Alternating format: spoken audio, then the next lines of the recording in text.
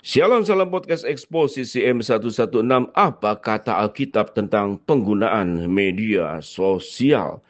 Ratusan juta orang beralih ke situs jejaring sosial seperti Facebook, Twitter untuk berpartisipasi dalam komponen relasional internet.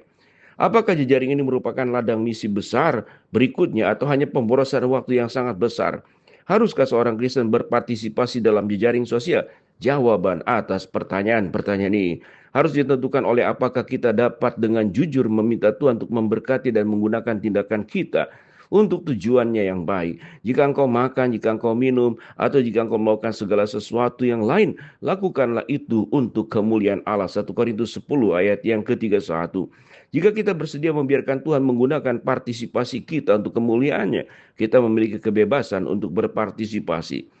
Orang Kristen yang memilih untuk berpartisipasi dalam jejaring sosial harus menyadari aspek negatif dari jejaring sosial. Perlu diingat bahwa tidak semua orang di internet memiliki motif yang murni dan kita harus menggunakan tindakan pencegahan keamanan, memanfaatkan pengaturan privasi dan selektif dalam memilih siapa yang diterima sebagai teman atau penggemar.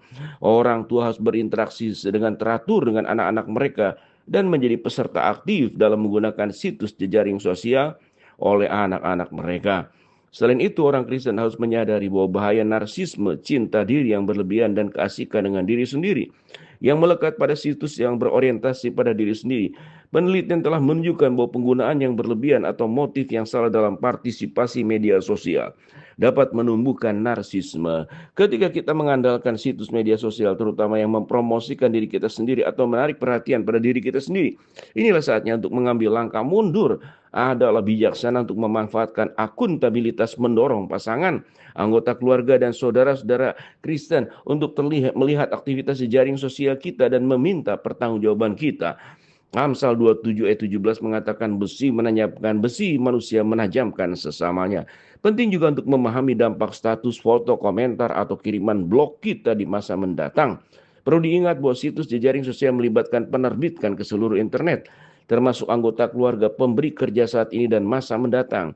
Petugas penerimaan mahasiswa baru, konsekuensi dan pernyataan apapun, baik sekarang maupun di masa mendatang, harus dipertimbangkan. Harus diasumsikan bahwa semua yang ditulis bersifat permanen dapat dilihat oleh semua orang. Lebih jauh, meskipun menjaga hubungan itu penting dan sehat, kecanduan tidaklah demikian membatasi jumlah waktu yang kita curahkan untuk situs jejaring sosial. Ini adalah hal yang sehat dan bijaksana.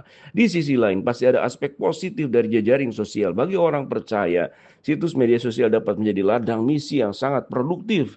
Berhubungan kembali dengan teman-teman lama dan memperluas lingkup pengaruh kita dapat mengarah pada kesempatan penginjilan yang tidak tersedia di tempat lain. Media sosial memungkinkan kita memasuki kembali kehidupan sehari-hari orang-orang yang mungkin telah kehilangan kontak dengan kita dan membuka jalan baru untuk berbagi tentang Kristus. Dengan demikian kita dapat mempengaruhi pandangan orang lain melalui apa yang kita posting, memberikan dorongan dan bimbingan rohani kepada orang lain, dan menggunakan daftar teman atau pembaharuan status Facebook untuk berdoa secara teratur bagi teman dan kebutuhan mereka.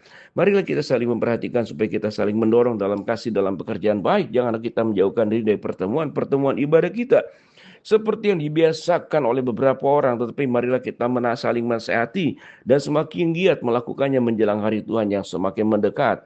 Ibrani 10:24 sampai 25. Terakhir, situs jejaring sosial dapat melibatkan para pencari spiritual di internet bertemu dengan para pencari tersebut di tempat mereka berada. Sama seperti dalam penginjilan tatap muka, kita dapat membangun kredibilitas dan keaslian dalam lingkungan yang alami dan nyaman para pencari.